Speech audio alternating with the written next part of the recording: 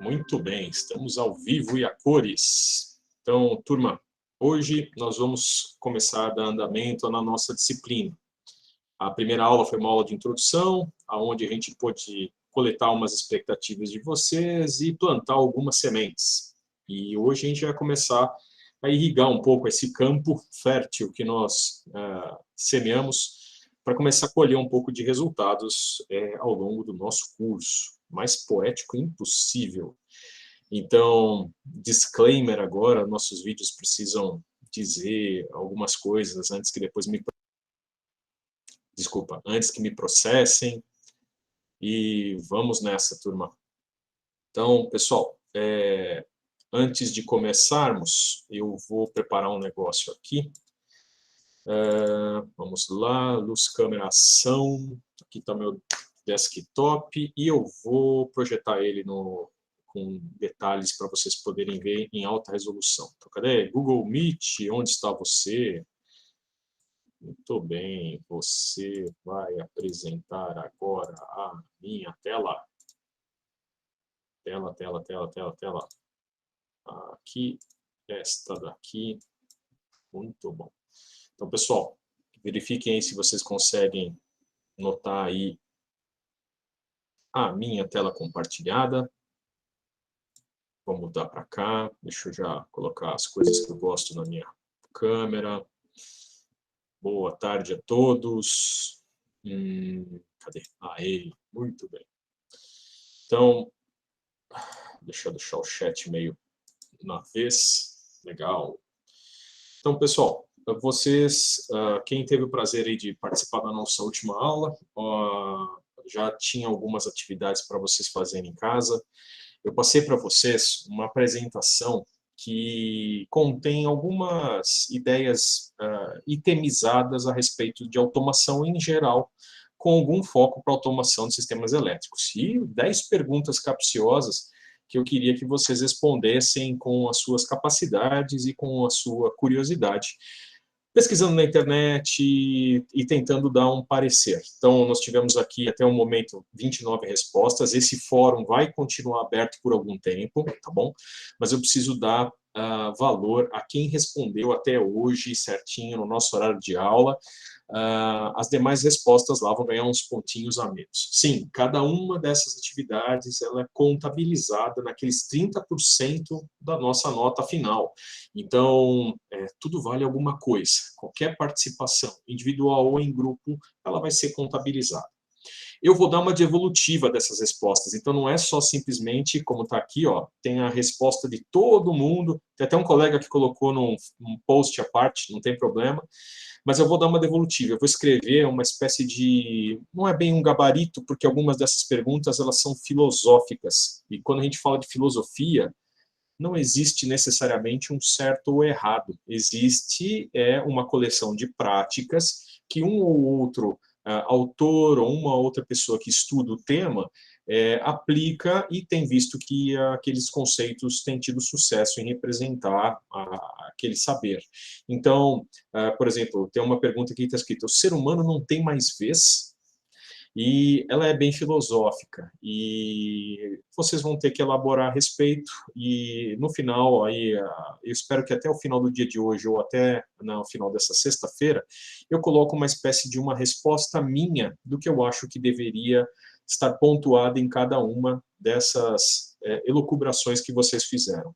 O interessante é que o escopo global das respostas de todos os alunos contém tudo aquilo que eu queria que vocês soubessem. Então, para endereçar um pouco desses conceitos, eu vou retomar um pouco daquela apresentação e usar ela para elaborar com vocês o tópico da nossa aula de hoje, que é descobrir os elementos de automação. Eu faço um paralelo, existe uma disciplina na mecânica, alguns alunos podem ser da mecânica ou da mecatrônica, que chama-se elementos de máquina. É uma disciplina dada pelo professor Marcelo Alves, na mecânica. E é uma das disciplinas mais difíceis. E elas ensinam, não é uma disciplina, são várias, cada uma das partes necessárias para se fazer máquinas mecânicas, artefatos. E é eixo, é mancal, é engrenagens, é cardan, é um monte de elementos. Na automação é a mesma coisa. Não que essa disciplina vai reprovar todos vocês, é uma disciplina difícil. Mas existe um papel que a gente tenta cumprir nessa disciplina de apresentar algum desses componentes básicos, principalmente aqueles que são aplicados nos sistemas elétricos de potência, que é a nossa maior responsabilidade nesse curso. Pode falar de automação industrial? Pode. Industrial num chão de fábrica específico? Farmacêutica, química, alimentícia? Até pode, mas o foco que eu vou dar nessa disciplina, eu já comentei com vocês na primeira aula, é o produto energia, que é o que está lá nas nossas subestações, nas usinas geradoras e que chega na nossa casa. Então vamos lá, eu vou retomar alguma dessas coisas e dar uns ganchos com o que alguns colegas já colocaram. Teve uma pergunta que eu não atendi lá no Mentimeter, fiquei chateado. Uma pergunta super legal. Professor, essa disciplina a gente vai ver uma espécie de controle? Sim, sim, é um exercício de controle aplicado. Então não é teoria, não estou muito interessado nos polos e nos zeros, na estabilidade, mas a essência está lá e toda a filosofia de controle também está. Observabilidade relevante, as malhas, as funções de transferência. Para quem não sabe do que eu estou falando, a gente vai começar a ilustrar isso em breve. Vamos lá. Primeiro retrato da apresentação que eu deixei para vocês resolverem aquelas 10 questões, é uma figura que justamente fala desse controle. Então, quero que vocês abram os microfones quando necessário, comentem no chat, tá bom? Mandem xingamentos, se vocês quiserem me interromper. Lá, tem mais alunos por entrar. Deixa eu ver só umas configurações aqui do ambiente, porque o pessoal não precisava pedir autorização. Então, vamos lá. Então, vamos analisar essa primeira figura. O que essa primeira figura está dizendo? É justamente a malha fechada de controle que a gente está habituado. Eu tenho um processo, tá bom, que vai fazer o beneficiamento de alguma coisa. Então, aqui eu vou colocar matéria-prima, né? Os insumos, matéria-prima. Ele vai entrar nesse processo produtivo, seja lá ele qual for, e nesse processo a matéria-prima ela é beneficiada produzindo um produto, um bem. Legal. E neste processo, é óbvio, entram energias. Não é só energia elétrica, mas energias das mais diversas. Química, energia cinética, em todas as suas expressões. Esse é o processo que a gente chama de processo produtivo. E o que a gente faz na vida real é fazer com que os processos que hoje precisam de produtos feitos em massa, com consumo adequado de matéria-prima, com o uso eficiente de energia elétrica, que ele não seja feito numa cadência artesanal, que ela passe a ser feita num processo nível industrial e automatizado. Então, vamos lá. Então, a próxima brincadeira a respeito deste processo é pensar como que a gente automatiza um processo. E isso, agora sim, nos remete imediatamente às teorias de controle. Então, para automatizar um processo ou fazer uma automação, uma das perguntas que eu coloquei para vocês era isso: o que precisa? Eu acho que uma das coisas fundamentais é uma única palavra, que exemplifica muito bem o contexto de uma escola, a nossa razão pela qual nós estamos num ambiente desse. Alguém sabe me dizer que palavra é essa? Que eu preciso ter de um processo para poder automatizá-lo? Essencialmente é simples. Palavra mágica. No chat, alguém aí, corajoso, digita conhecimento, excelente. Eu só consigo, de fato, automatizar algo se eu estiver realmente inteirado de todos os procedimentos que aquele processo utiliza, desde a matéria-prima até a concepção do produto final. Preciso saber de tudo, da reação química, das dinâmicas, das sequências, dos tratamentos necessários em cada etapa. E muitos bens, às vezes, requerem processos individualizados para produzir seus componentes que depois, por sua vez, vão integrar um bem final. Então, é por isso que a gente chama, é uma cadeia produtiva em que cada uma das suas partes integrantes precisa ser produzida, automatizada, então, em cada uma desses pequenos lugares, eu preciso saber como aquilo funciona. Então, isso aqui incomoda, talvez, algumas das pessoas que, nos seus 17 anos, decidem ser engenheiros eletricista. Legal, quando ele começa a estudar as coisas, ele vê uma faculdade, não ensina só eletricidade. Ele vai ensinar química, vai ensinar termodinâmica, ele vai ensinar mecânica dos fluidos, ele vai ensinar elementos estruturais, engenharia civil. Mas eu quero ser eletricista. Perdão, na sua vida, se você quiser trabalhar com qualquer tópico, você precisa ter um conhecimento maior do que aquilo. E a escola só dá um spoiler, no final das contas, é durante o seu exercício profissional que você vai aprender novas coisas. Então, legal, nós vamos ter que sempre aprender e sempre nos adaptar. A escola não nos vai ensinar tudo. Então, primeira coisa, eu preciso de conhecimento do meu processo. Conhecer tudo. Tipo, eu sou engenheiro eletricista, preciso conhecer fundamentalmente o processo químico de vulcanização de uma borracha para produzir o isolante que é usado num condutor elétrico. Legal, vou ter que saber, estudar tudo e ser proficiente. É uma capacidade que diz o seguinte, eu poderia dar uma aula a respeito daquilo, tamanho o meu conhecimento sobre aquele tópico. Tá bom. O que mais a gente precisa em controle para que a gente possa ter um organismo controlado? É um tópico que vocês veem em sistemas de sinais, esse eu não vou perguntar no chat, mas é observabilidade. O pessoal vê isso em sistemas de sinais, é uma matriz de observabilidade dos estados do sistema. Mas, entre linhas, o que ele quer dizer é, para que um processo seja controlável, eu preciso ter informações dele. Ele precisa ser visível, notado, percebido pelas nossas sensações, os nossos sentidos, mas vocês vão ver que para um processo automatizado verdadeiro, ele precisa ser sentido de uma forma capaz do elemento que automatiza o processo poder tomar ações. Em geral, esses elementos são computacionais, então eu preciso quase que sempre ter capacidade de digitalizar as informações de um processo, vinda de sensores, para que eu possa depois tomar ações sobre isso. Então, olha, a observabilidade é garantida por isso daqui, os sensores de uma planta. Tá bom. E a terceira coisa, eu vou inverter um pouco a ordem, que é importante para que a automação possa acontecer, é que as decisões elas possam ser aplicadas. E isso é o que reflete a caixinha azul clara que está aqui. As decisões que eventualmente eu tome num processo, eu preciso aplicar elas a ele. Eu preciso mudar ele para ele se adequar ao que eu desejo. Felipe colocou, professor, como a automação trata com variáveis do processo que não são totalmente conhecidas. Isso é uma coisa lindíssima. Hoje, a gente fala que um processo ele é observável não necessariamente por mecanismos diretos. Por exemplo, notem o Segway, tá bom? O Segway é aquele... não é um brinquedo, é um dispositivo de mobilidade unipessoal, elétrica, super interessante. Recomendo a todos um dia passear em cima de um deles.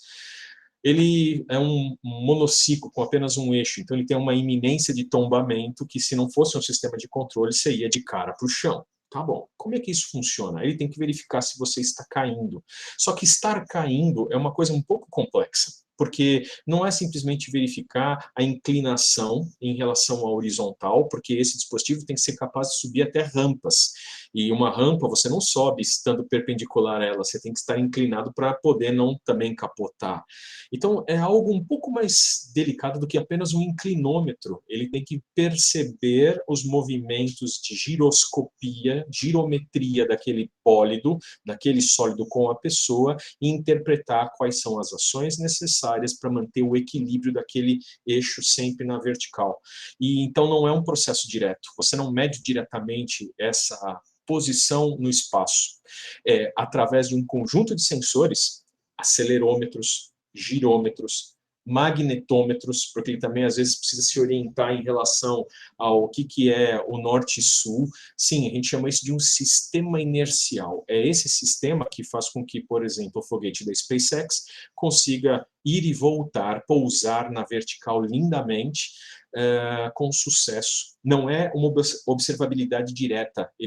A atuação nos elementos que fazem o foguete, por exemplo, ficar equilibrado, não é um sensor apenas que sozinho determina que bocal do jato mova-se alguns graus para cá. Não, é uma fusão sensorial que determina aquelas ações. Então, a resposta para o Felipe existem muitas variáveis que elas não são totalmente conhecidas, mas elas podem ser observadas através de um conjunto de sensores que, com uma álgebra, a gente consegue gerar a informação desejada, a informação que realmente entra no processo de controle, tá bom?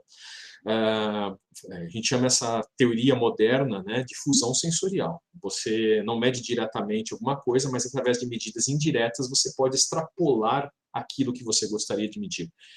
Tensão e corrente elétrica com sistemas ópticos é feito dessa forma. Você mede a tensão no condutor por um sinal de fibra óptica de forma indireta. A luz não te traz a intensidade da tensão, a intensidade da corrente, mas ela codifica campo elétrico e magnético e você consegue interpretar. Um dia a gente fala disso. 4. Quarto elemento importante no processo de automação é a inteligência. Quando eu digo inteligência, eu não quero deixar vocês pensando que é algo que é autônomo e com um elevado grau de cognição, como um cérebro. Não, não, não. A gente pega um excerto das habilidades necessárias para controlar o processo, convertemos para a forma de um algoritmo e implementamos em algo que seja programável, tá bom? Então, esse quarto elemento é o objeto, né, o ser que toma as decisões. Então, é o processador das informações.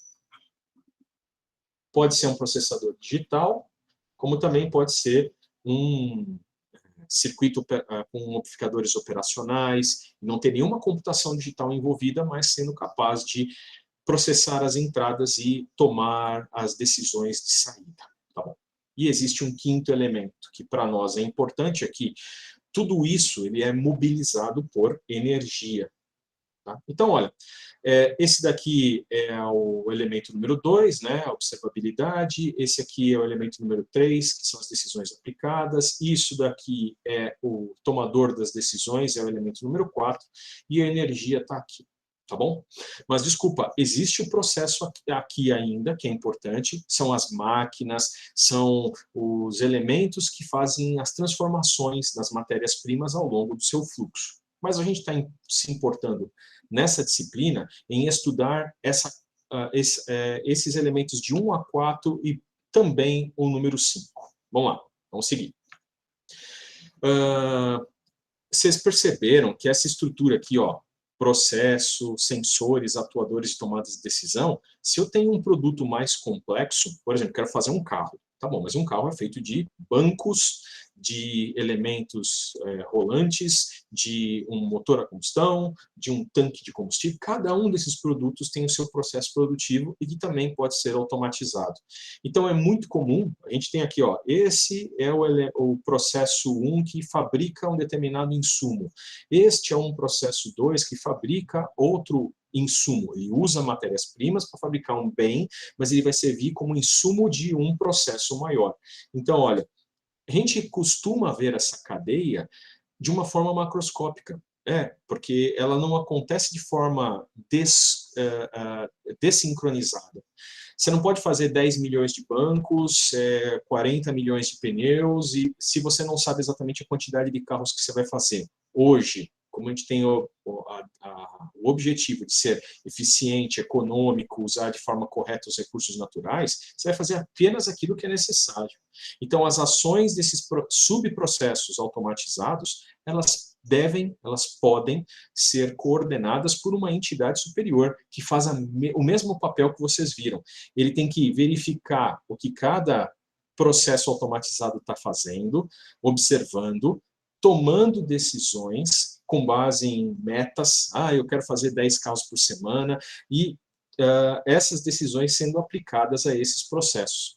Então, a importância desta figura é mostrar para vocês que quando a gente fala de automação, a automação próxima daquele elemento minúsculo, que é parte integrante de algo maior, mas ela também era, de certa forma, hierarquizada com níveis superiores de observabilidade, tomada de decisão e atuação. E isso resulta nesta visão de pirâmide. Fala, pô, estamos no Egito. Não, nada disso. É só uma forma da gente ver como essa hierarquização ela pode se organizar.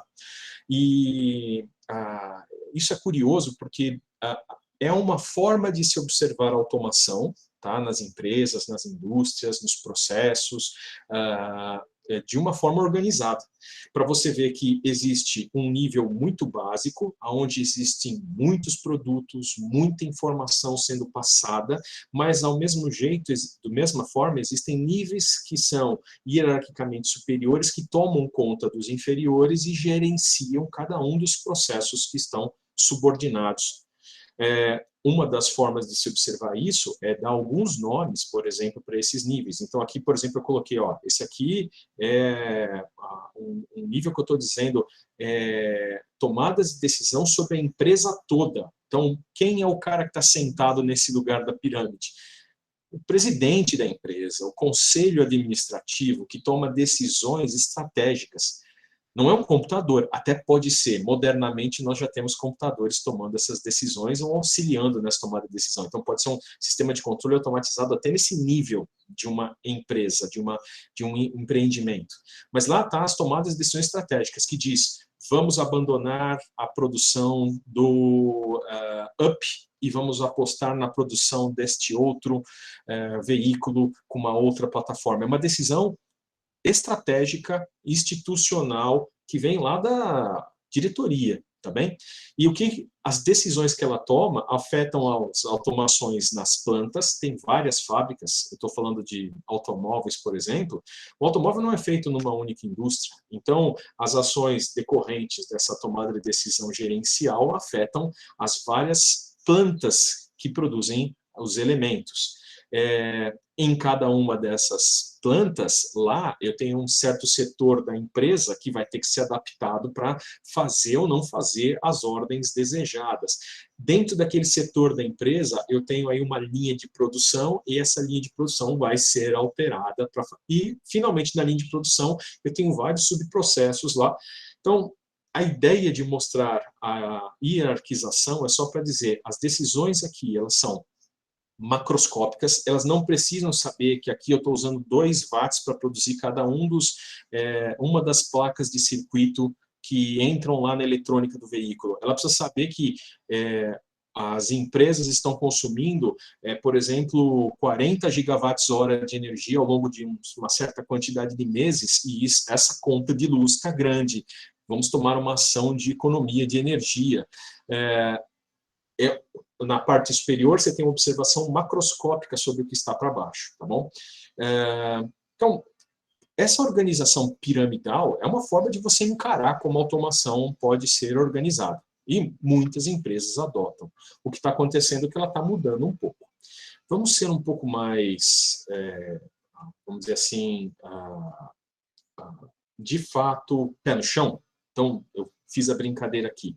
Vamos botar o pé no chão da fábrica. Se eu estou lá numa determinada indústria, essa indústria produz, por exemplo, um determinado componente elétrico, já que a gente está falando tanto de eletricidade, uma tomada, um espelho para ser instalado dentro de uma residência. Tem uma série de maquinários. Esses maquinários, eles produzem em série caixas plásticas injetadas, metais que são dobrados e cortados, parafusos que são depois instalados, elementos isolantes. Tem uma cadeia. Isso não é feito artesanalmente. É uma metralhadora que faz não sei quantas tomadas por minuto, e porque o consumo desses insumos é alto. Bom, não estou falando do processo, estou dando um exemplo. Nesse processo, como é que eu automatizo ele? Eu coloco equipamentos com fiações dedicadas, então, ó, essa parte que está aqui, ó, que eu coloquei em magenta, são as fiações que cada um desses equipamentos aqui precisam para poder observar o processo e atuar sobre ele. Então, tanto os sensores quanto os atuadores diversos estão espalhados aqui nesses raiozinhos magenta que eu estou pintando agora de ciano. Cada um deles tem essa enormidade de conexões. E imaginem a quantidade de cobre que é usada, porque são fios elétricos, tá? E na capilaridade do processo produtivo, ou seja, lá embaixo mesmo, se abre painéis e você se perde com a macarronada de fios. Cada equipamento precisa saber de tudo, velocidade, pressão, temperatura, estado, se está fechado, está aberto, para poder fazer a sequência de operações corretas. Então, esses equipamentos são os que tomam as decisões. Eles precisam dessa enormidade de entradas e saídas. Bom, então, este é o que a gente chama de nível 1 da automação. Ele está próximo, então todo mundo que está aqui, ó, que está meio em magenta, eu estou tentando, deixa eu ver se eu consigo circular isso de uma forma... todo mundo aqui, deixa eu ver, esse cara também, esse cara... Então, ó, esse mundo aqui, que eu tentei circular de azul, é justamente aquele final do processo, é a última milha que está junto das máquinas e equipamentos no chão de fábrica, tá bom? Mas eu preciso coordenar elas. Então, cada um desses sistemas, ele é tratado por um outro nível. Então, esse é o outro nível da pirâmide. Esse equipamento, esses outros aqui, que estão aqui, esse equipamento, já fazem parte de um nível superior. Notem a quantidade de conexões com os níveis inferiores. Ela começa a ser menor. Aqui eu tenho um monte de conexões individuais. Aqui, do nível mais baixo que eu chamei aqui, esse aqui é o 3, né, na legenda que eu coloquei. Desculpa, 3 não, esse é o 1. 1 em magenta. Então, esse aqui é o 1. Vamos fazer isso aqui até ficar um pouco melhor. Vem aqui, é magenta também. Então, esse é o nível 1 magenta. O nível que eu estou colocando 2 aqui, ó, ele só tem essas conexões aqui, ó. Notem, ó, só tem um cabo de rede, Aqui, um único cabo de rede, que talvez uma rede serial, que pinga por todos os instrumentos, mas de fato é uma quantidade menor de conexões. Isso denota o seguinte: ele é uma camada superior do nível de automação. Ele tem que tomar conta dos de baixo. Eu não preciso saber tudo de todo mundo. Eu não preciso saber o detalhezinho individual de um sensor. Eu preciso saber o que aquele controlador daquele processo que envolve o sensor está fazendo. Então, essa é uma coisa interessante. Conforme a gente sobe nesses níveis hierárquicos, até um nível 3 que está aqui, ó, que é uma rede Ethernet, com os computadores que estão tomando conta do processo industrial. Então, essa minha pirâmide aqui, ela está com apenas 3 níveis, tá? Destacados, mas ela pode fazer parte de algo muito maior. Até vamos fazer uma coisa, ó, eu já fiz isso em uma aula e tive um sucesso. Vou fazer assim, ó, o nível azul escuro das informações mais gerais, depois o nível verde, tá bom? Professor, era para ser uma pirâmide, ter um monte de trapézios. Tem uma razão para isso ser feito desse jeito. Aqui o outro nível é que isso pode integrar algo ainda maior. Então, quer dizer, aqui pode ter outro processo com os seus devidos subprocessos e mais tarde pode aparecer aqui ainda um nível superior dessa pirâmide de automação. Elementos que tomam conta dos elementos que estão por baixo. Importante. Hoje, que a gente está trabalhando com automações bastante expressivas, cada um desses níveis aqui costuma ter cada vez menos pessoas nos processos. Tá? Então, tomando conta lá daquele... Não tem um exército de trabalhadores, menos trabalhadores. É aquela questão lá sobre tirar um posto de trabalho artesanal para colocar uma máquina para fazer aquele trabalho no lugar. toda aquela conotação que é difícil da gente poder elaborar muito nessa disciplina. Mas o que eu quero dizer é que, para os níveis superiores, isso não é uma verdade absoluta. Como eu disse para vocês, o futuro nosso é que, até lá no nível empresarial, a gente tome decisões, deixa eu só ver qual que é isso, esse é o último, que no nosso nível empresarial a gente tome decisões com o uso de computadores, mas sempre no ser humano, principalmente nessas tomadas de decisão macroscópicas, ainda é necessário, porque ele observa coisas um pouco mais amplas do que apenas os seus sensores de um sistema computacional conseguem ver. Eles, por exemplo, quem está tomando conta aqui da empresa, trabalhando nos centros de distribuição de produtos, eles conseguem ver dimensões maiores do que apenas a entrada dos pedidos e a necessidade de insumos. Conseguem ver, por exemplo, como é que está a economia do país, qual é a questão do mercado global. Dá para automatizar também isso? Até dá. Então, só para dar um glimpse para vocês, já existe há mais de 20 anos sistemas que atuam nessas camadas superiores, nas pirâmides de automação, que já são automatizados. A gente chama isso de ERP. Alguém já ouviu falar disso?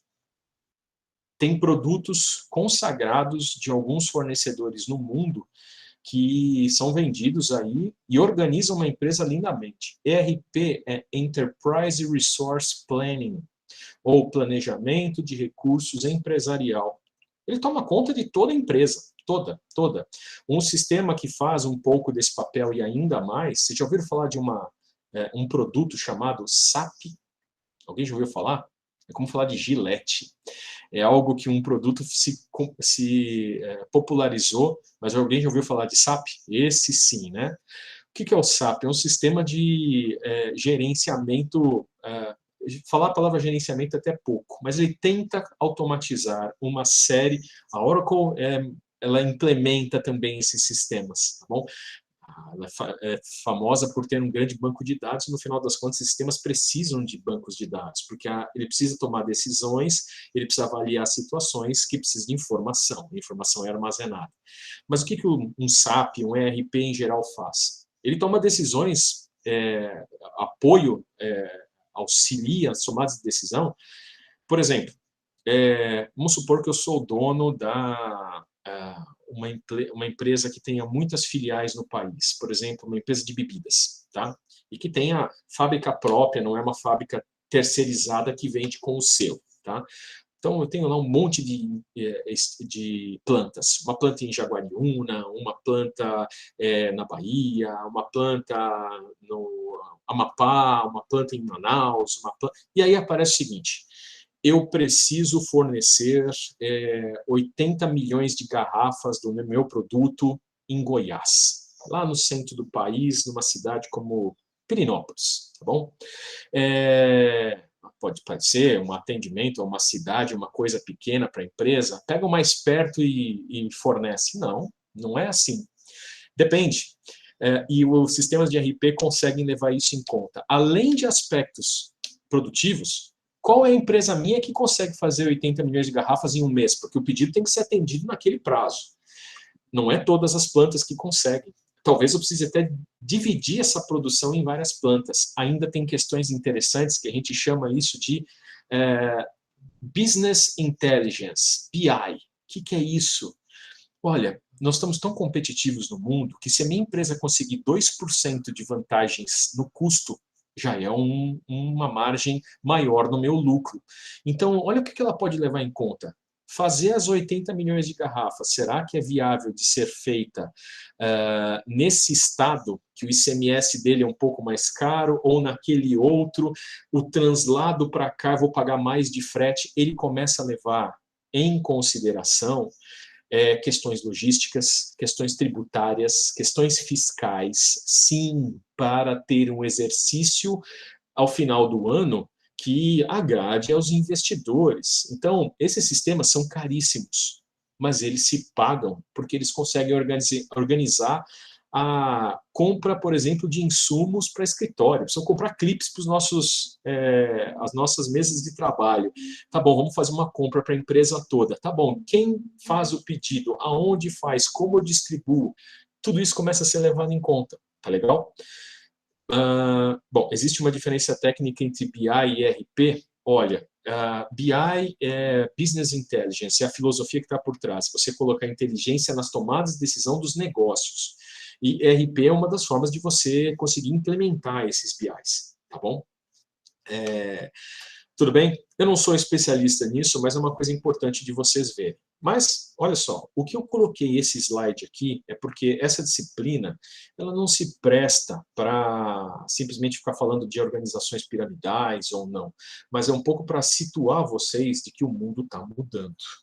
E quando a gente fala lá de indústria 3.0, 4.0, olha só o que está acontecendo na organização dessa hierarquia.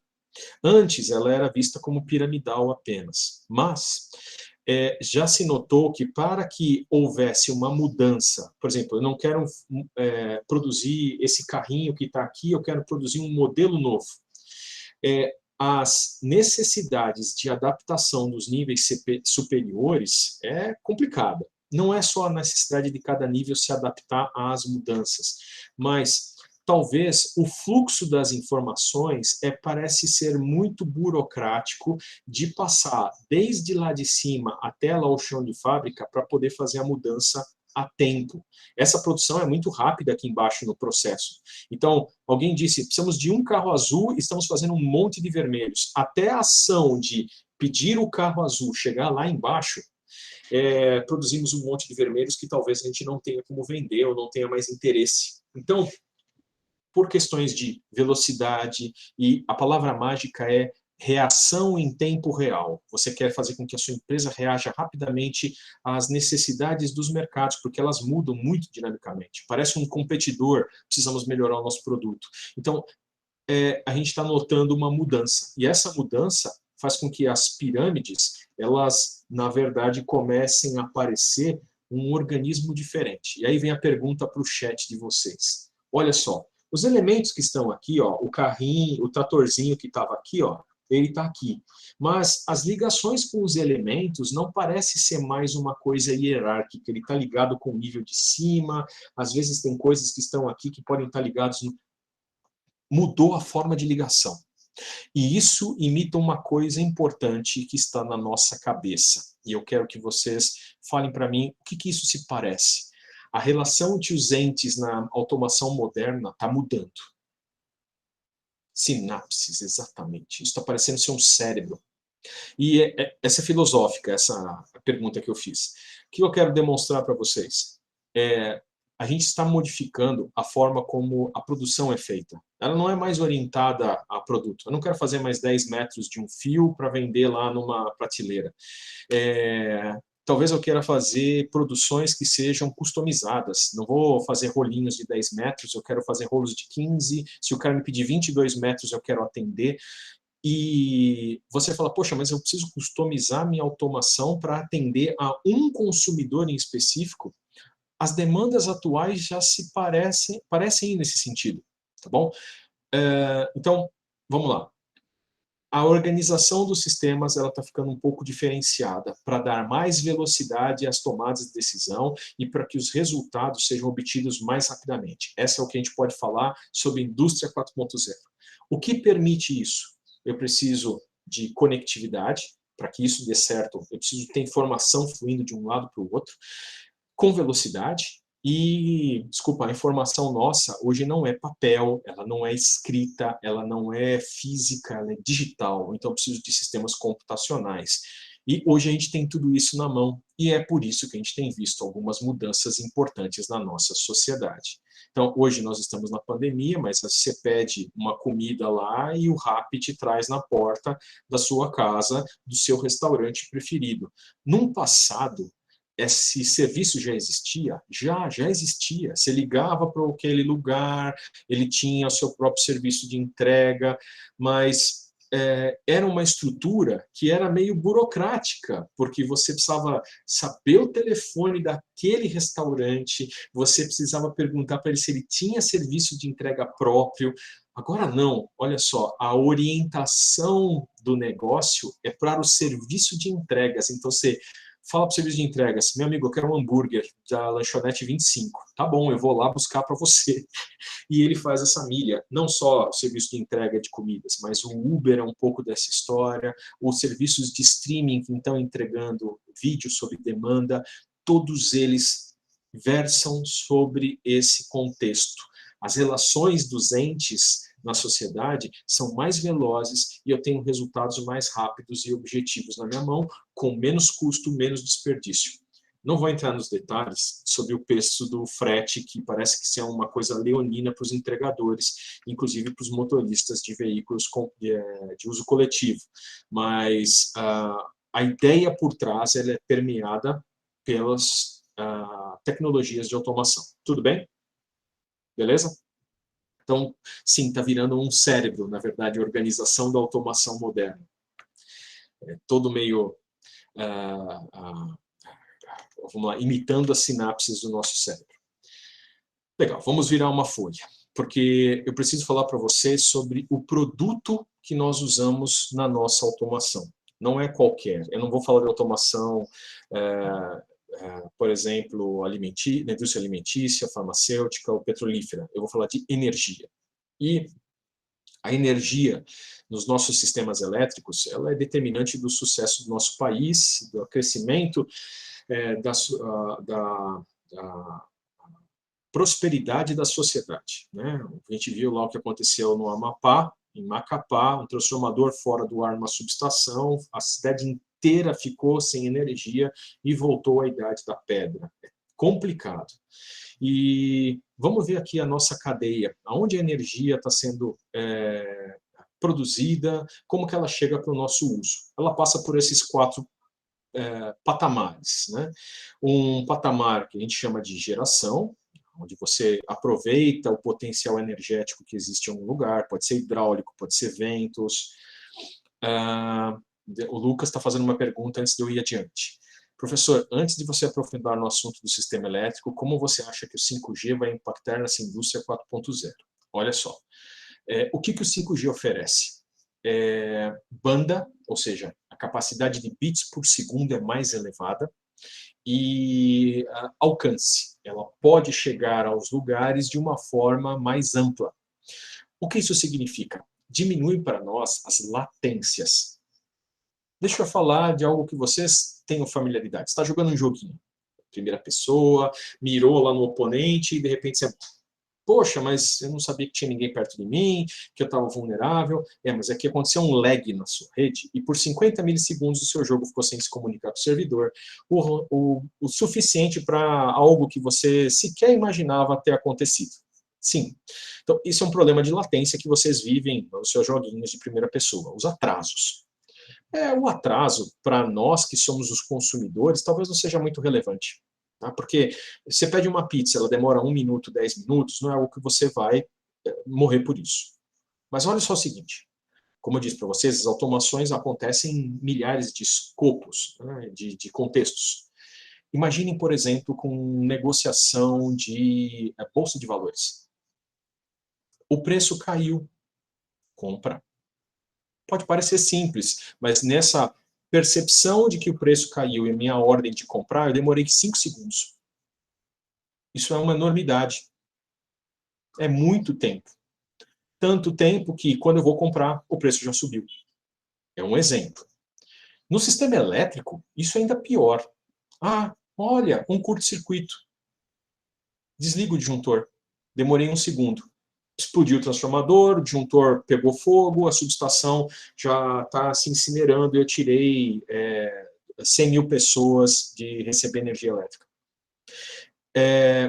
Qual a diferença de uma coisa para outra? Tempo de resposta. Se o meio for um obstáculo para você mandar sua resposta aí, só por causa do meio, ele demorar para chegar e a sua decisão ser tomada, isso passa a ser um problema. O que as redes 5G oferecem, elas oferecem uma banda muito mais elevada para, por exemplo, você fazer comunicações entre partes da sua companhia, partes da sua empresa, próximo do chão de fábrica, ainda de um jeito até versátil, vai ser wireless, né? Pode ser sem fios, mas respondendo a pergunta objetivamente do Lucas, o que o 5G muda no mundo da automação?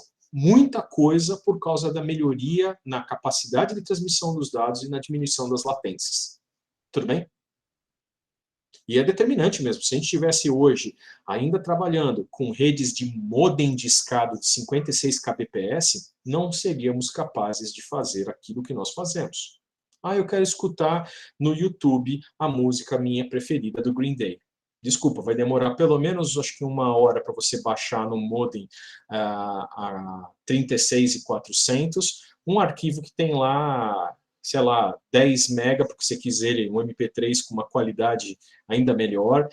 Então, essas são as questões. Ao aumentar a disponibilidade dos enlaces possuindo bandas maiores, capacidades maiores, é que os serviços começam a ser explorados. E quantos serviços ainda vão poder ser feitos por causa desse aumento? Então, por exemplo, telemedicina. Eu quero uma pessoa operando a outra, não é simplesmente fazendo um diagnóstico, eu quero operar a pessoa à distância, mobilizando um robô. A latência na rede é determinante desse sucesso. E não é uma ação digital, liga, desliga, bisturi, eu quero ver a imagem praticamente em tempo real, com um atraso que seja desprezível para a minha sensibilidade humana. Então, desculpa, o meio precisa oferecer mecanismos para isso. Então, perceba o que o 5G traz? Uma ampla gama de novos serviços que antes não poderiam ser feitos porque não havia banda, agora vai ter. Tudo bem? Saudade da internet discada? Olha, você me desculpa, eu vivi dos meus 18 até os meus 28 anos com modems discados. Foram 10 anos que eu não tenho tanta saudade, não. Bom, da época é verdade, não tenha dúvida. Tempos gloriosos, Cavaleiro do Zodíaco, uma série de coisas icônicas lá da minha, vamos dizer assim, pós-adolescência. Eu e meu irmão que o diga. Vamos lá. Então, voltando aqui para a nossa história, nós vamos mudar o nosso produto. Eu não vou falar de qualquer produto, vou falar de energia. E essa energia, ela está presente nesses 4 pilares. Eu gero, eu transmito, eu distribuo e eu utilizo. Hoje, vocês, como os consumidores, parece que só se importam com essa parte. Mas, no futuro, se tivermos redes velozes suficientes, talvez você, consumidor residencial, vai poder escolher até quem fornece sua energia. Como assim, professor? Eu vou ter dois fios chegando, eu posso escolher entre a Enel e a Semirim? Não, o fio que chega é um só. Mas eu vou poder mudar o meu contrato em tempo real? Sim, vou na internet e falo assim, agora eu quero mudar a minha energia para esse outro fornecedor aqui, que ele tem mais renewables, tem vantagens, eu tenho painel solar na minha casa, posso negociar Sim, você poderia negociar contratos individuais com residências. Então, olha, mesmo lá embaixo no uso, que parece uma coisa que talvez, no que eu posso fazer de automação? Tem automação residencial para melhorar a eficiência da sua casa. O Thiago está perguntando, professor, fala mais para esse de 2 fornecedores. A linha e a manutenção não seria a mesma? Sim, sim. Tanto que você teria que pagar uma tarifa de uso da rede, que é a mesma, mas você vai poder escolher, talvez, quem é o dono da sua energia, quem o produz. Você não escolhe a via é uma só e vai ser paga por ambos. Mas como a energia vem de de forma predominante em relação ao outro, você pode escolher lá, talvez, preços diferentes, vantagens, formas de pagamento diferenciadas.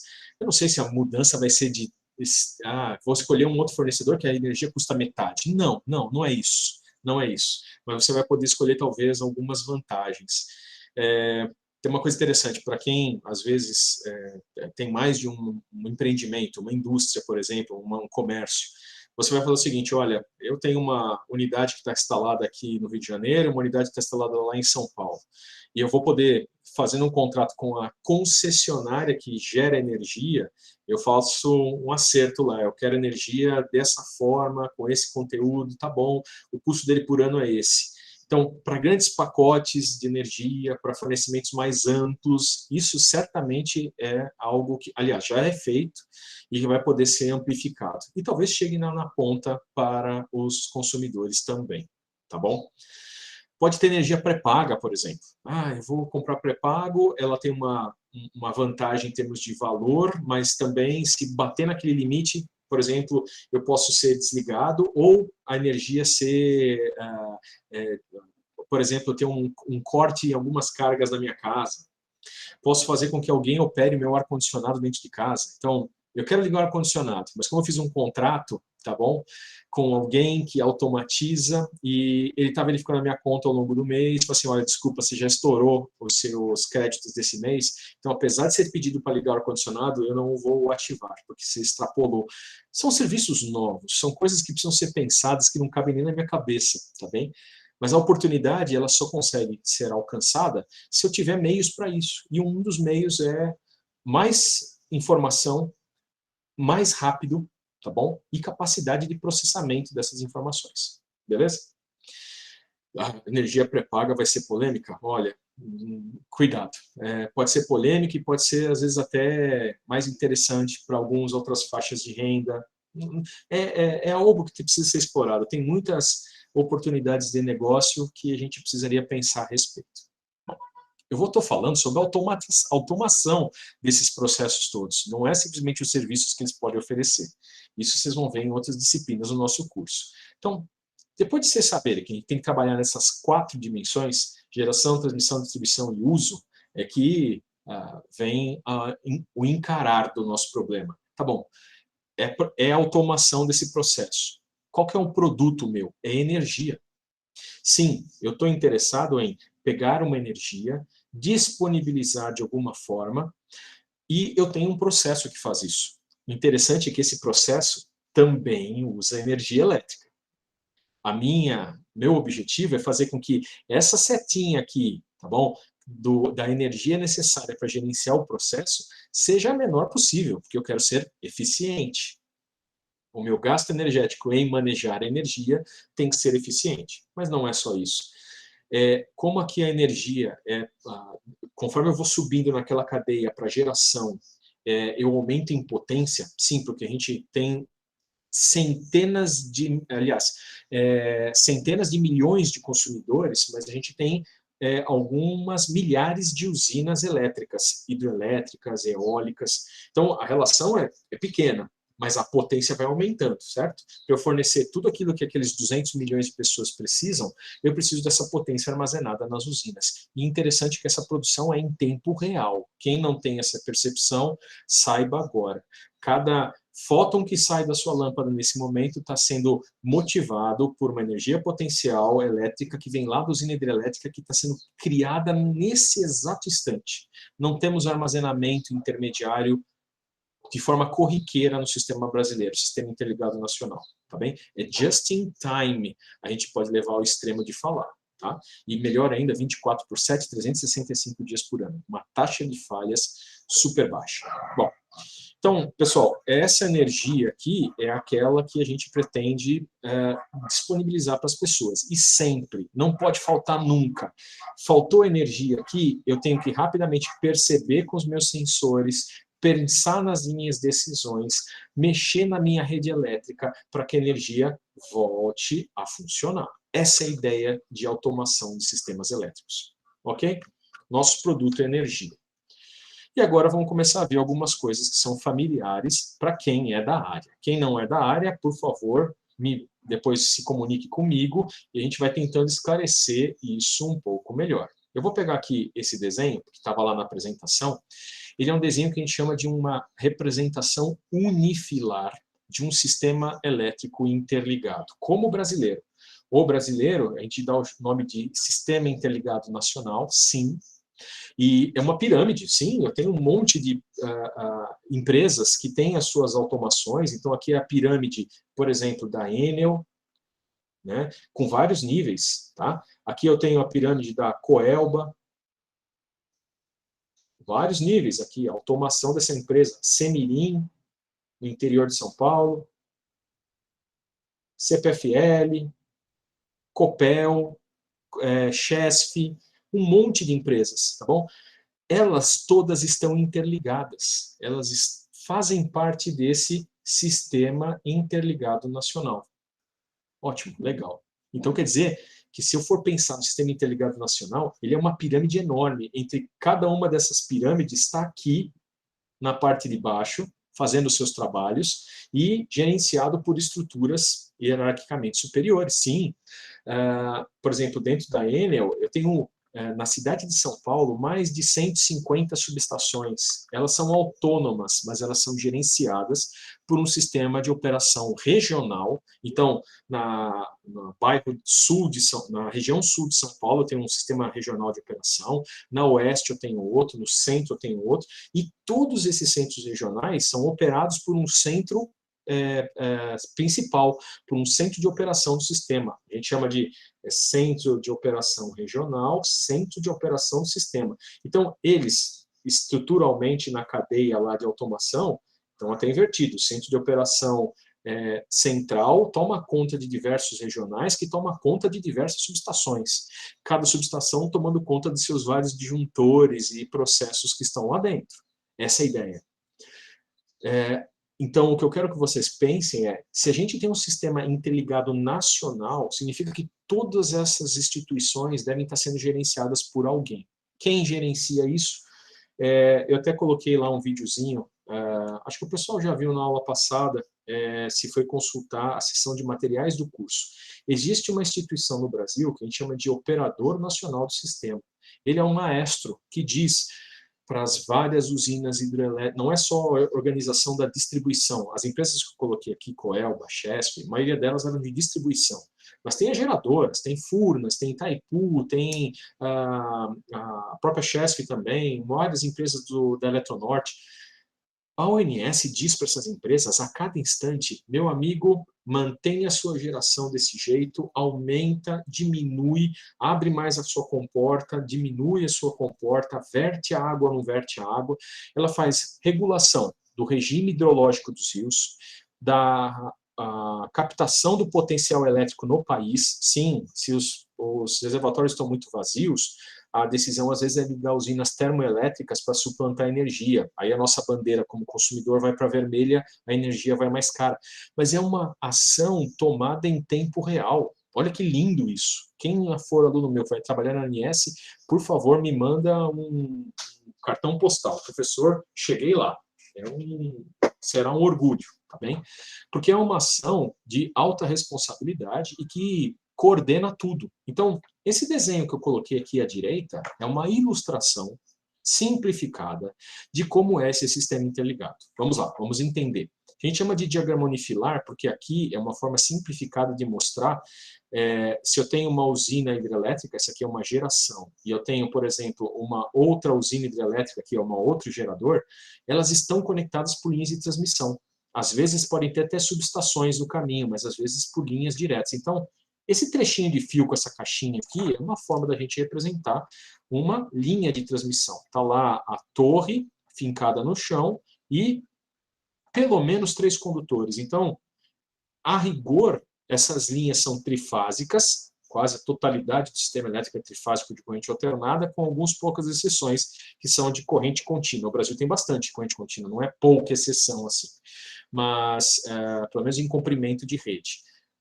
Mas o que a gente quer representar num sistema unifilar é simplificadamente mostrar as ligações desse sistema. Então, geração 1, geração 2 está ligada por este enlace aqui, desta linha, e como é um negócio que a gente tem alta confiabilidade, o pessoal fez uma segunda linha, pelo menos. Então, pode ser redundante, pode ter 3 linhas. Itaipu tem 4 linhas vindas do sudeste, do extremo sul, não é extremo sul, fica em Foz do Iguaçu, né, no meio, lá, Paraná, Santa Catarina, Itaipu está lá, tem 4 linhas de transmissão que vêm para o sudeste, tá bom? Sudoeste.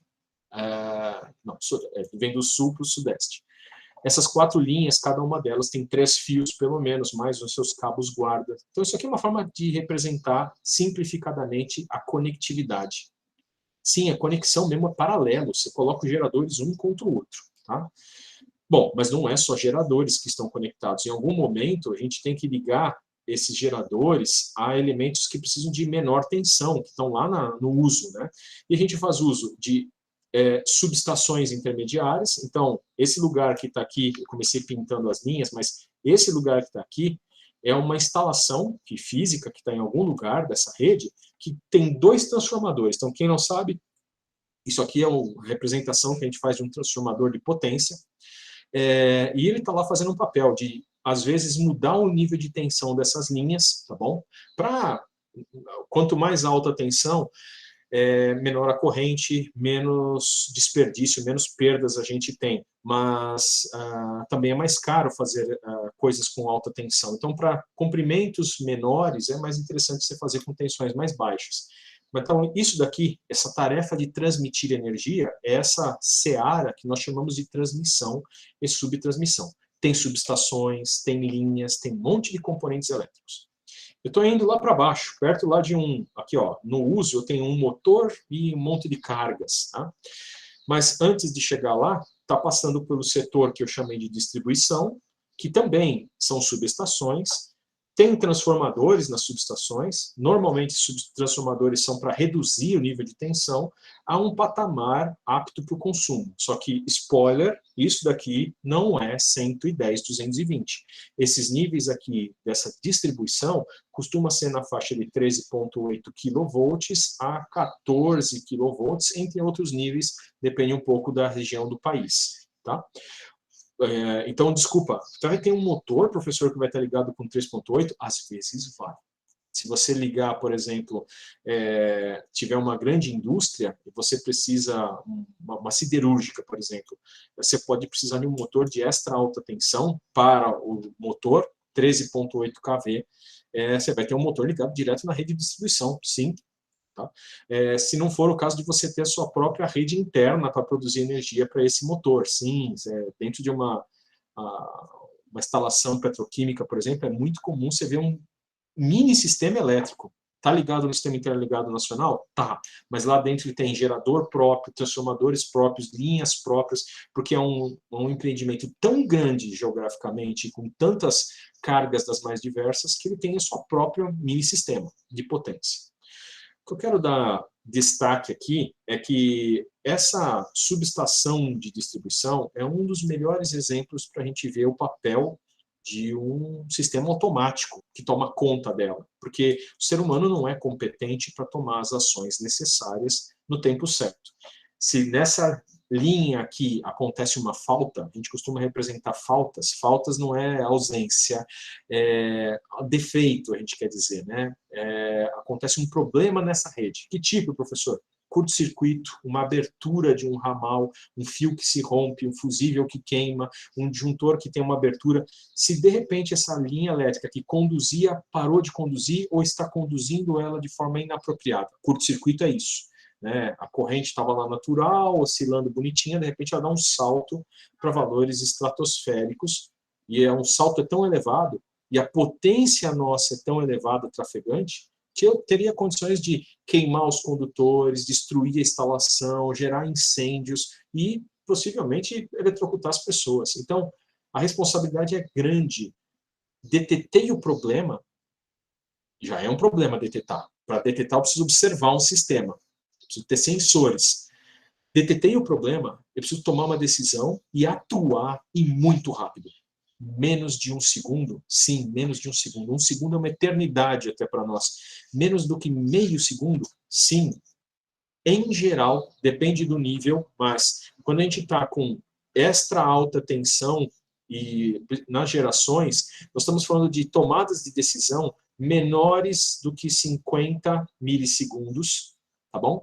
E aqui na distribuição, isso pode ser na faixa de 100 a 200 milissegundos, tá? Mas quanto mais rápido, melhor. Nossa Nosso compromisso não é qualquer curto-circuito que eu preciso desligar. Eu preciso saber discernir se é um curto, se é uma sobrecarga momentânea, e isso não é algo fácil. Olha só, já falei para vocês, eu preciso observar, preciso tomar decisão e atuar rápido. Depois de observar, eu preciso identificar se o que eu estou vendo está correto. É realmente uma sobrecarga? Realmente é um curto-circuito? Está correto isso? Porque os comportamentos elétricos dos sistemas são os mais variados. O motor, por exemplo, quando é ligado a primeira vez, as correntes nele instantâneas são muito altas, porque há um processo de magnetização dos seus enrolamentos, do seu material magnético, que a gente chama de inrush. Ele está se magnetizando para depois produzir energia. E a percepção de quem liga o motor, do ponto de vista elétrico, é que no momento inicial é um curto-circuito. De repente, é que aquela corrente vai baixando a ponto de ficar perto da corrente nominal. Então, eu não posso atuar para qualquer variação de corrente. Não posso atuar para qualquer mudança na tensão. Eu preciso tomar cuidado. Porque senão eu posso tirar energia de partes desse sistema interligado e até correr o risco de gerar uma catástrofe. Essa catástrofe não é a queima, mas é o desligamento de todo o sistema interligado. Essa circunstância é aquela famosa, tá bom? Que se dá o nome em inglês de blackout. O que é o blackout? É o colapso de um sistema elétrico interligado que se desligou. Ele não é que desligou tudo junto, ele foi se desligando aos pedaços. Às vezes, pequenos pedaços ainda ficam ligados, mas qual que é o problema disso? Esse sistema interligado, que a ONS toma conta e que pede para os operadores locais, regionais, tomarem conta das suas pequenas regiões para que o todo fique funcionando, ele tem um equilíbrio muito tênue, muito tênue. Por isso que eu estou falando, o trabalho lá é um trabalho de responsabilidade lindíssimo. Se o sistema percebe um desequilíbrio, ele precisa tomar uma ação que nós chamamos de seletiva. Ele tem que selecionar exatamente a área que é origem daquele defeito. Selecionei, ó, é aquela região mesmo, tá? Não é todo o estado de São Paulo, não é região metropolitana de São Paulo, não é toda a Zona Oeste, é o bairro da Lapa. Eu moro lá, tá? Então, descobri essa região, selecionei ela, eu tenho certeza que o curto-circuito, o problema está aqui. Legal, então agora, de forma coordenada, eu vou mandar desligar.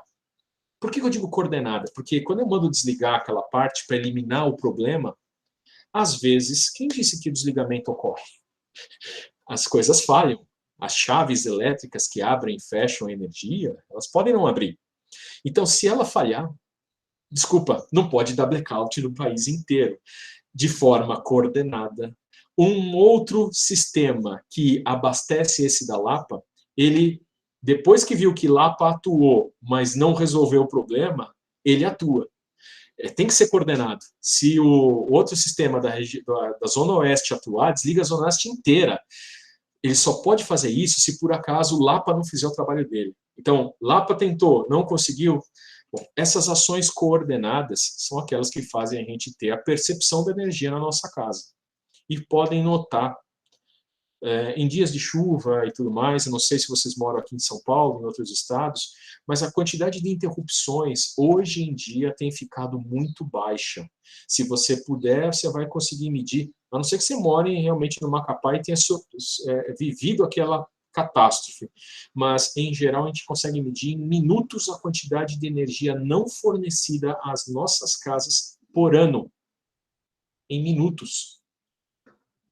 Teve 70 minutos de energia não fornecida no ano. Contabiliza a quantidade de minutos, vê o percentual disso, é muito baixo. E está arrumando a valores cada vez melhores. Como? As redes estão ficando inteligentes e autocicatrizantes. Não é que ela vai se reparar. Lembra que eu falei? A gente tem que identificar o lugar exato do problema e isolar apenas aquela parte. Nós estamos ficando competentes cada vez mais nessa ciência. Perceber o problema e selecionar, atuar. Tudo bem? Vamos lá. Então, esse desenho, eu escolhi ele para mostrar. A gente vai trabalhar com uma parte de um todo e eu vou dar destaque para essa subestação aqui. Ó. Vamos ver ela de perto. Como que é uma subestação? Bom, Esta é um desenho icônico de uma subestação. Eu fiz ela de novo unifilar. Aqui está a entrada da energia. É uma pergunta que sempre faz, professor, da onde vem para onde vai? Porque é um circuito elétrico, ele é bidirecional por natureza, mas o sistema elétrico brasileiro, em algumas das suas partes, ele costuma ter uma estrutura que nós chamamos de radial. Radial significa o seguinte, a energia vem predominantemente de um lugar, então aqui eu tenho duas entradas para essa energia, tá bom? E N saídas aqui, ó. Tá legal? Nós chamamos até de alimentadores. Isso aqui, quem nunca ouviu falar essa palavra vai ouvir falar na nossa disciplina, nós chamamos de bays, baías, na tradução literal, mas eu vou mostrar para vocês daqui a pouquinho no presente que eu deixei na aula passada. A gente chama de vão. É uma região da subestação, uma região onde tem equipamentos que fazem o recebimento da energia de uma linha de transmissão e começa a levar ela conduzida para outros equipamentos. Ó, a energia vem, eu vou fazer em vermelho aqui, ó. A energia vem por essa extremidade da linha, passa por um bloquinho aqui, ó, que é um disjuntor. É um disjuntor, é uma chave. Só que não é aquele que está no seu quadro. Ele é do tamanho de um carro, se bobear do tamanho de uma casa, por causa da tensão a qual ele está ligado. Sim, altas tensões, normalmente tem uma conotação de maiores distâncias dielétricas para que os arcos voltaicos não abram em relação à Terra, em relação aos elementos energizados. São distâncias grandes, são equipamentos grandes e usam materiais não só elétricos, mas também materiais isolantes, como cerâmica, vidro, para manter as coisas energizadas distantes. Então tá bom, passei a energia pelo disjuntor. Aqui tem uma barra. Barra a gente chama, é uma região da subestação que é onde tem uma conexão. Ela não existe uma barra de fato, às vezes, um pedaço de metal fixo. É só um lugar elétrico. São nós de um circuito elétrico. Tá bom, continuo aqui pelos condutores, passo por outro disjuntor. Nossa, mas para que tanto? É porque os disjuntores, eles têm papéis importantes. Um disjuntor, às vezes, pertence à linha de transmissão. Isso aqui tem uma linha que chegou aqui, tá? Esse disjuntor é disjuntor da linha. Esse disjuntor é por causa desse vão, desse bay do transformador. O transformador tem que ter dois disjuntores para que ele possa ser isolado do restante do sistema para fazer sua manutenção. E para proteger ele também. Caso aconteça uma falha dentro do equipamento, os disjuntores precisam atuar. Então tem mais disjuntores, às vezes, do que a gente possa imaginar. Passa a energia, esse é um transformador. Esse transformador, numa subestação de distribuição, tipicamente é 138 kV para 13,8 kV. Ele diminui de 10 vezes a tensão elétrica. Mas pode ser tensões mais altas, mais baixas, outras configurações. Passo pelo transformador. Então aí, ó, eu vou até colocar a energia com outra cor, porque aqui o nível de tensão é diferente. Passei por um outro disjuntor, esse disjuntor vai para uma outra zona de conexão aqui, ó. Isso aqui é uma barra também, onde todos esses cabos que saem aqui estão ligados em paralelo. É uma grande emenda, sim, é uma emenda, só que não daquela que nós temos que vem à nossa cabeça, desencapa um fio, torce. Não, não, não. Realmente, aqui é um varão mesmo, uma barra enorme de vários metros de extensão, onde a cada tantos metros saem outros condutores com uma emenda que é feita por pressão, por conexões com parafusos, e eu estou falando de elementos condutores que têm facilmente 150, 200 milímetros quadrados de seção. A área é grande, tá bom? Pode ser circular, pode ser retangular a área desse condutor, mas olha só, a energia então vem, é distribuída aqui por vários elementos e vai embora. Isso é que vai ganhar a rede elétrica aérea que anda pelos bairros da nossa cidade. Sim, a rede que está nos postes, a mais alta delas, é os 3 condutores que está representado por esses alimentadores. E eu não represento aqui o alimentador, porque é uma tarefa um tanto quanto complicada. O circuito elétrico do alimentador é muito complexo. Tem quilômetros de cabo, ele anda por várias ruas do bairro para conseguir geograficamente levar energia. É um negócio, um monstro. Tem até uma figura na apresentação principal que fala um pouco disso. Mas está chegando aqui nos 20 minutos finais da nossa aula e eu preciso mostrar para vocês um cara importante. Então, deixa eu ir adiante, mais tarde eu posso voltar a falar da subestação. Esse é o contexto, tá bom? Esse é o lugar onde a gente vai trabalhar. Só que eu estou mostrando isso daqui de uma forma muito simplificada, porque na vida real, o disjuntor não está sozinho, ele tem elementos nas suas conexões a montante e jusante, antes de entrar no disjuntor e depois de sair do disjuntor, que são necessários para a sua operação segura e para uso na sua manutenção. Por exemplo, chaves seccionadoras. Sim, além do disjuntor, a gente tem uma chave. Professor, mas o disjuntor também não abre e fecha circuito? Ele é um interruptor. Desculpa. Na sua casa também é assim. O interruptor da luz do seu quarto, ele é capaz de fazer, por exemplo, 50 mil manobras durante toda a sua vida útil. Sim, 50 mil vezes você liga e desliga. O disjuntor que está no seu quadro elétrico, ele não é capaz de fazer 50 mil manobras na sua vida útil. Ele faz 500 manobras na sua vida útil. 1000 manobras na sua vida útil. É a mesma coisa na subestação. Um disjuntor que é capaz de interromper um curto-circuito, ele pode ser manobrado 50, 100, 200 vezes. Depois disso, ele precisa passar por uma manutenção porque os seus polos, seus contatos elétricos podem estar seriamente danificados. Enquanto isso, uma chave seccionadora pode ser manobrada muito mais vezes. Ela também se desgasta? Também, mas ela é feita para trabalhar numa circunstância diferente. O disjuntor trabalha em carga, ele abre o circuito elétrico enquanto está energizado. A seccionadora, ela só trabalha com o circuito descarregado. Então, olha que interessante. Quero abrir uma seccionadora. Antes você vai abrir o disjuntor. O ramal precisa estar desligado para a seccionadora atuar. E é por isso que a seccionadora chama seccionadora. Ela só secciona o circuito para que, de forma indiscutível, eu não tenha energia, por exemplo, no disjuntor. Aí eu posso fazer manutenção daquele elemento. Então, cuidado. Aonde eu desenhei aqui um disjuntor, aqui um disjuntor, aqui um disjuntor, na verdade não é um disjuntor só. É um disjuntor e pelo menos 2 chaves seccionadoras. Então, tem muitos elementos para serem controlados aqui na nossa subestação. Então, vamos lá.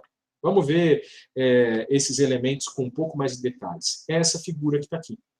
Essa figura, ela mostra aquela subestação, ó, veja aqui, ó, o varal que a energia passava, indo lá da bay de entrada, do vão de entrada da subestação, até o alimentador de saída. Tem um monte de elementos novos. Professor, o que é isso, o que é aquilo? Vamos mostrar-os de destaque hoje. Se eu preciso controlar e automatizar um processo elétrico, eu preciso observar. Os nossos observadores do sistema elétrico são sensores.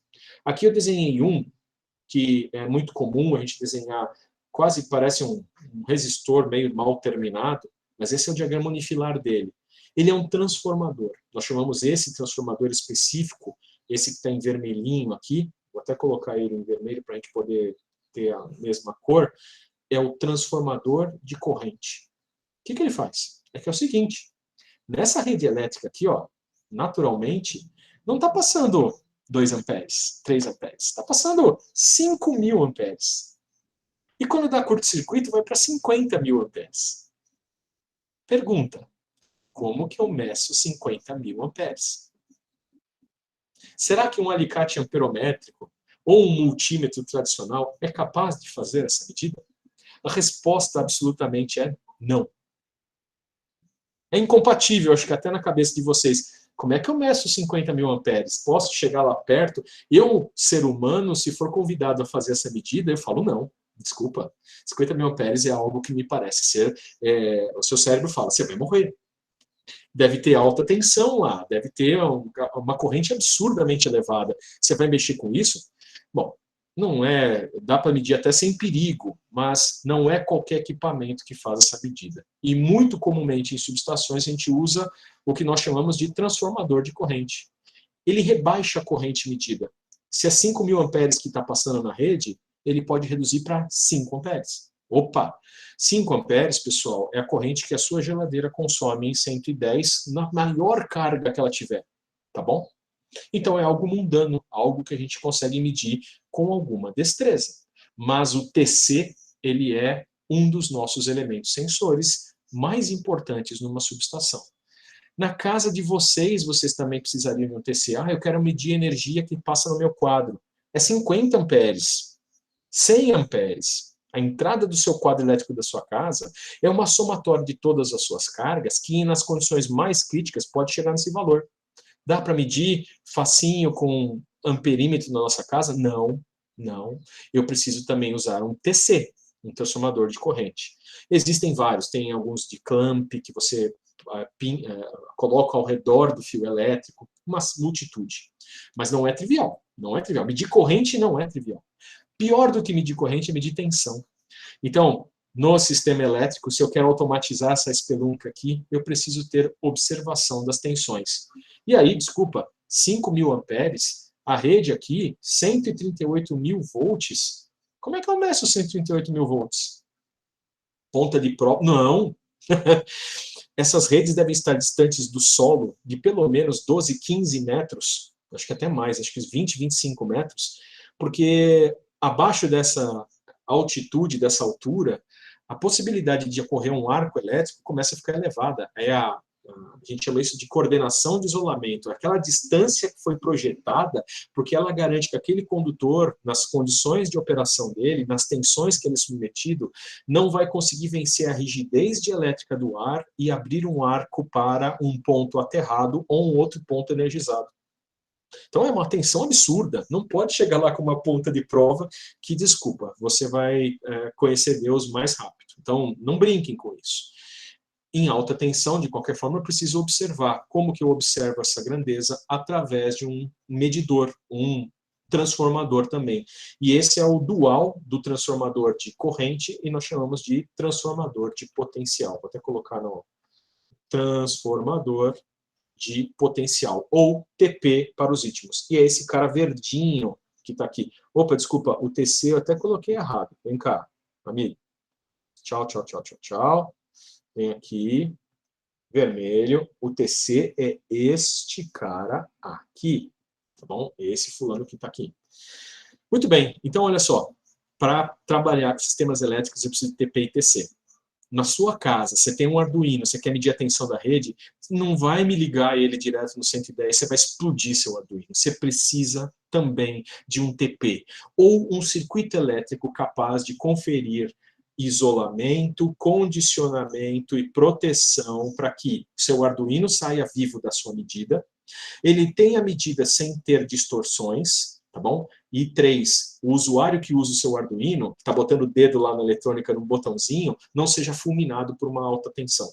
Sim, a gente chama isso de isolamento, precisa garantir isolamento. Então, na sua casa você também precisaria de um TP para fazer medidas. Tá? Você pode fazer uma coisa improvisada, ela certamente não está segura. E nas subestações isso é importante, precisa estar seguro. Esses equipamentos aqui que trabalham, eles não podem queimar por causa de um probleminha, um surto.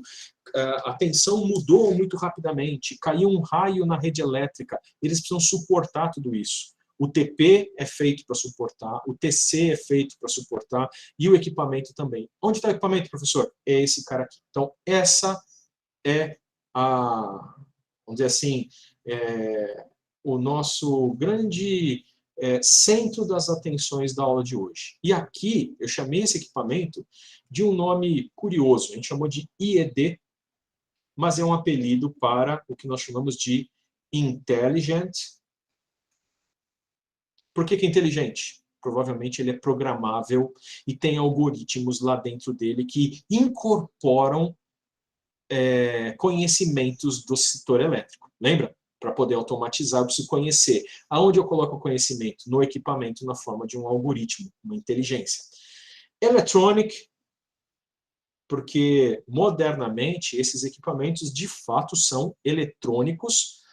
Bom, já vou chegar lá. Eletrônicos analógicos, mas principalmente hoje eletrônicos digitais. São grandes sistemas digitais, verdadeiros computadores operando em tempo real. Devices. Então, a palavra toda é essa.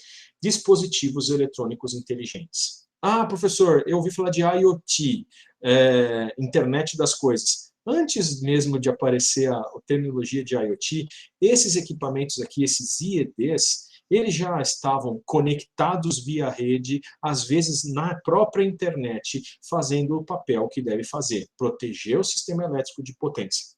Tá bom? Vamos lá. As informações vêm pelos TPs e pelos TCs. Elas passam pelos IEDs. Mas, desculpa, e quem atua? Quem toma as decisões? As decisões, quem toma é o IED, mas quem exercita elas na rede são esses caras controláveis. É o disjuntor, é a chave seccionadora que está aqui do lado deles. É eles que eu controlo. Resumo da ópera. Professor, você quer me dizer que para automatização do setor elétrico, eu meço as tensões, eu meço as correntes, eu penso o que está acontecendo e eu simplesmente tomo uma decisão se eu ligo ou desligo? É binária a minha decisão? Uma boa parte das vezes é. Mas lembra, ela precisa ser certa, segura, seletiva, coordenada com todo o sistema elétrico, porque eu preciso manter essa harmonia necessária para que ele não desmorone. O blackout não é uma opção. Quando o sistema entra em colapso por causa de ações que foram feitas violando seletividade e coordenação, eu demoro às vezes horas e dias para recompor. A recomposição, a ressincronização do sistema, para ele voltar a ficar interligado, pode demorar dezenas de horas. Eu não posso ter esse luxo. Deixa acontecer o blackout. Então, a ação pode parecer banal. Desliga ou liga, mas ela é extremamente bem calculada. Não vou dizer que é só uma ação binária, porque de fato não é. Vocês não devem saber, mas os transformadores nos sistemas elétricos, eles não têm relação de transformação fixa. Não. A relação de transformação deles tem alguns equipamentos que tem um seletor que permite pequenas mudanças. É o tal do tap changer, o comutador de derivações. O que o tap faz? Se a tensão fornecida está muito baixa, o transformador pode tentar aumentar essa tensão para manter os níveis. Então, ao longo do dia, durante a operação do sistema, uma série de IEDs estão olhando as tensões e estão ordenando para os tap changers, os modificadores desses derivadores dentro do enrolamento do transformador, para aumentar ou diminuir a tensão. Sabe o estabilizador antigo que tinha em casa, que você ouvia falar Z, aquele clec-clec? Aquilo é um transformador com mudança de tap, só que muito bobo. Ele muda mais 5% ou menos 5%. Na subestação, ele pode mudar mais 10 ou menos 10 em intervalos de 1%. É bem gradual. É controle. Aí não é nem ação binária, é o sistema controlado. Está aqui o set point de tensão é esse, meu sinal de erro é esse. Quantos taps eu preciso mudar? Não é só isso. Tem elementos nesse sistema que também são continuamente alteráveis. Hoje nós temos muitos compensadores eletrônicos que eu gradualmente altero a forma como eles colocam energia ativa ou reativa na rede. E modificam, por exemplo, compensam problemas harmônicos, e é um sistema de controle. Então, desculpa, não é só operações banais de on e off. Em outros lugares na subestação, senão nas usinas hidrelétricas, senão no poste na sua casa, existem elementos que são controlados de forma muito precisa, não é apenas uma decisão booleana, é um sinal de controle, às vezes analógico, que está atuando sobre o sistema. Pode ser simples como a dimerização de uma lâmpada para a iluminação da sua sala. Sim, é uma ação de controle controlada segundo um ajuste que o usuário faz. Mas pode ser uma coisa tão complexa como o controle de tensão num gerador na usina hidrelétrica, para conseguir regular a tensão no sistema na necessidade, no valor necessário para que o sistema interligado não sofra um colapso. Tudo bem? Então, o Vitor perguntou, professor, o IED seria um relé digital? Então, olha só, voltando a falar das nossas filosofias, o IED é a última geração desses equipamentos. Eu poderia falar um bocado dela, na próxima aula eu vou falar um pouquinho. Mas os primeiros equipamentos que faziam proteção do sistema elétrico não eram eletrônicos, eles não eram digitais e eles não eram modernosos, como a gente está dizendo. Digital, tem display de LCD, tem botãozinho, não, não, não. Eles eram extremamente físicos. Físicos que eu digo, os seus princípios de operação eram todos eletromecânicos. Um disco que gira conforme a corrente está sendo aplicada, tem uma mola que tem um torque, e se o torque aplicado pela corrente for maior que o torque da mola, o disco gira e faz um contato elétrico ser acionado, aí desarma o disjuntor lá fora. Sim, era uma verdadeira peça de relojoaria. Ao longo isso eu estou falando desde o início do uso da eletricidade massiva. Então, desde 1880, as primeiras eletrificações, já existiam equipamentos com esse propósito. Proteger o sistema elétrico. Desliga em caso de problema. Fusível. Fusível é um elemento importante também, só que o triste dele é que, quando ele queima, ele é um processo irreversível termodinamicamente. É preciso ir lá e substituir, trocar o equipamento. O disjuntor ele é rearmável. E eu posso fazer lógicas interessantes com o disjuntor, depois eu falo. Mas, ao longo desses 140 anos de vida de eletricidade, esses equipamentos foram mudando. Tem gerações que eram apenas analógicas, com eletrônicas com amplificadores operacionais. Tem gerações que já eram meio híbridas, com pequenos processadores de digitalização, com conversores AD. Hoje, elas são massivamente digitais, mas desculpa, ainda tem analógico. Eu preciso pegar a tensão, eu preciso amostrar a tensão e a corrente da rede em várias milhares de amostras por ciclo, processar num algoritmo computacional que descobre valor RMS, a fase, multiplica um pela outra para calcular a potência, divide para calcular uma impedância e depois tomar as decisões de forma correta. Liga, desliga, tá bom? Então, pessoal, a nossa disciplina versa sobre este fulano. Nós vamos entender como que ele funciona intimamente.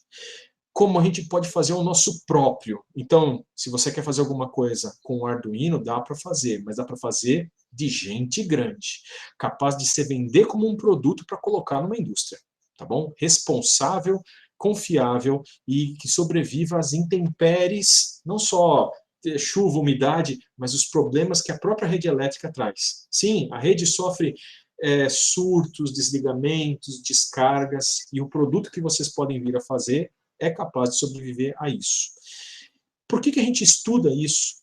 Por que a gente tem que saber como é que o IED funciona?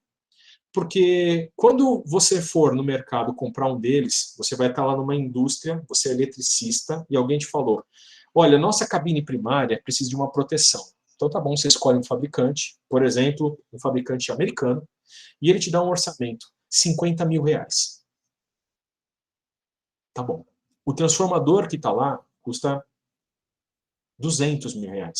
Caramba, tudo isso num negocinho, que também não é um produto grande, tá? O IED. O IED é uma caixinha lá, um pequeno computador dedicado. Vou mostrar para vocês porque é a tarefa da próxima aula. Você vai saber por que ele custa isso.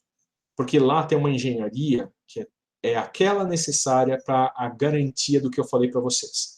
Atuações seguras, confiáveis, capacidade de sobreviver às intempéries elétricas, tá bom? E fazer o serviço proposto, preservando a vida dos outros materiais que ele está protegendo. Então, tem o transformador de 200 mil, se não fosse um relé, por que chama relé? É que antigamente eram verdadeiros relés eletromecânicos. Hoje, modernamente falando, tem relé dentro do IED? Tem, porque o final lá ele bate um contatinho, mas a gente até ainda fala relé digital, mas o nome correto é IED, tá bom? É fácil produzir esses IEDs? Sinceramente, lá no laboratório a gente fez o nosso próprio, hardware e software, completíssimo, tá? Equiparável a um equipamento desse de R$50 mil. É fácil de fazer? É óbvio que não. Mas não é algo impossível, tá legal?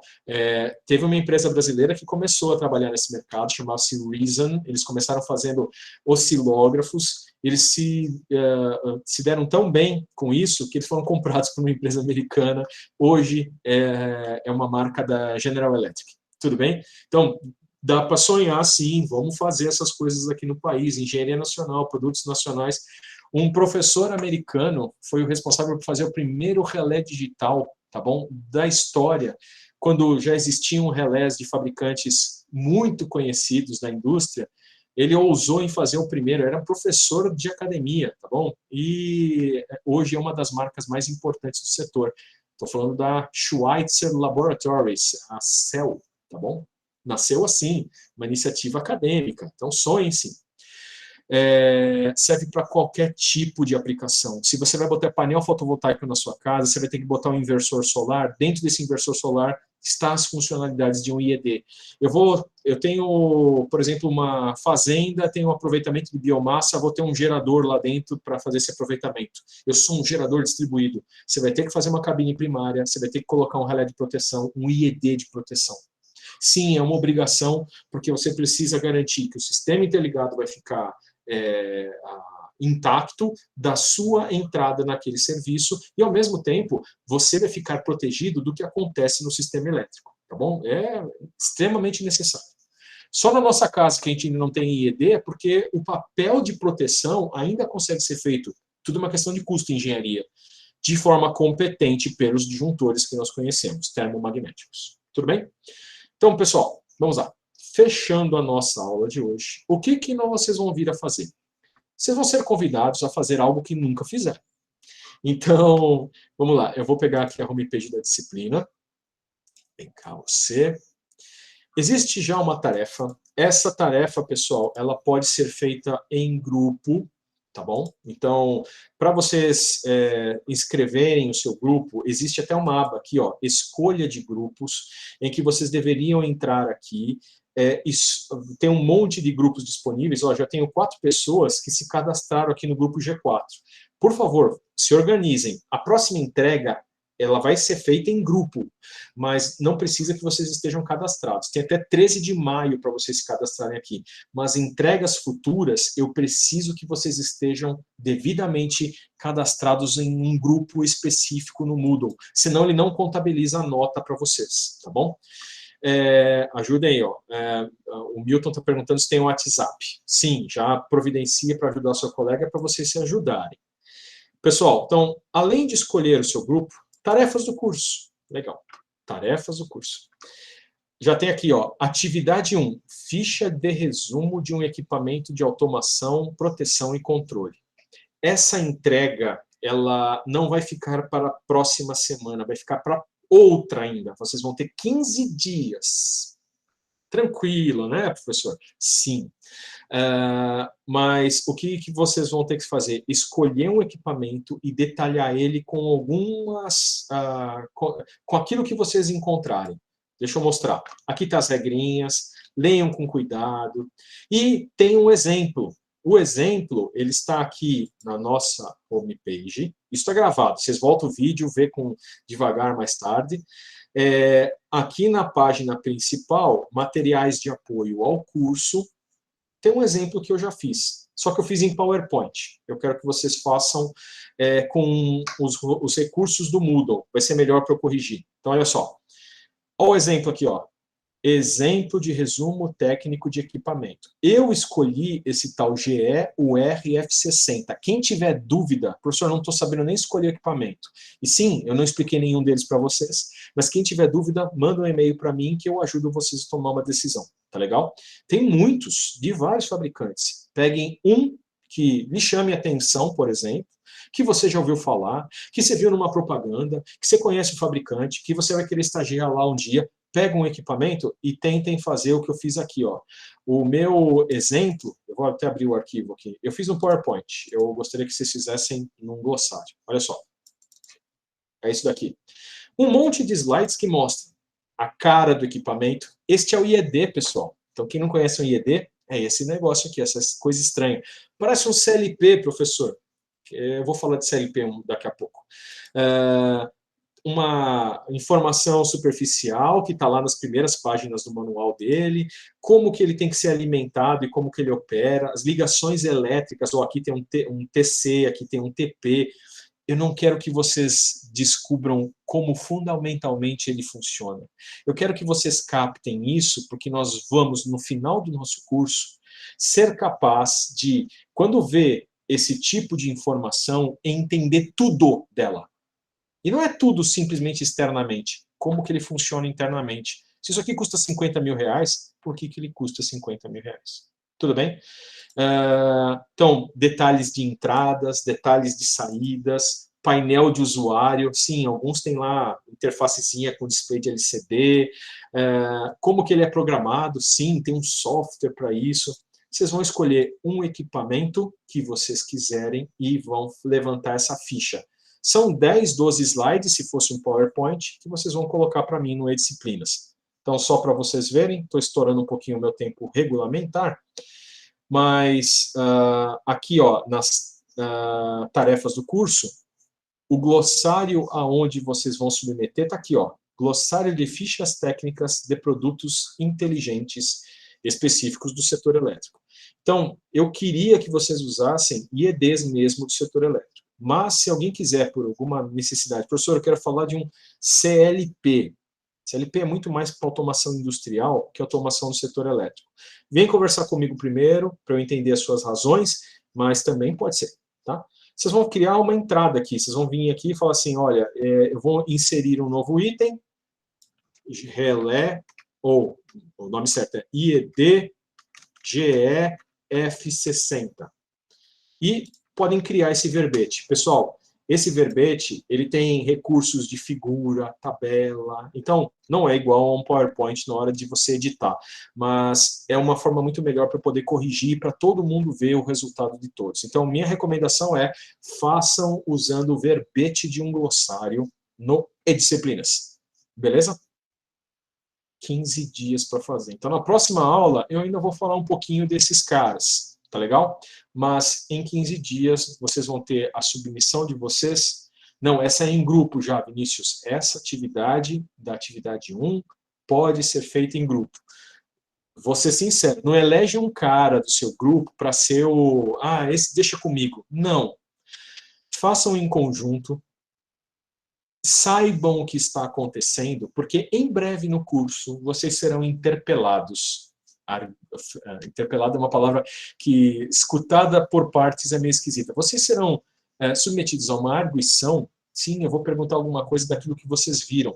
E não que vocês precisem me explicar, mas vocês precisam saber se o seu tem ou não tem um recurso. Tá legal? Então, por favor, façam em conjunto. Não façam isso de forma desacoplada. Pega aí um dia, em 2 horas, copiar informações do manual de uma forma sistemática e simplificada. Tá bom? Sim, apenas isso. Ok? Pessoal, às 16 horas e 48 minutos, eu queria agradecer pela presença de todos e que vocês tenham ainda mais boas aulas no dia de hoje, se for o caso. Se não, bons estudos para todos vocês. A aula está aberta para discussões. Eu vou parar até aqui a gravação, mas uma das coisas que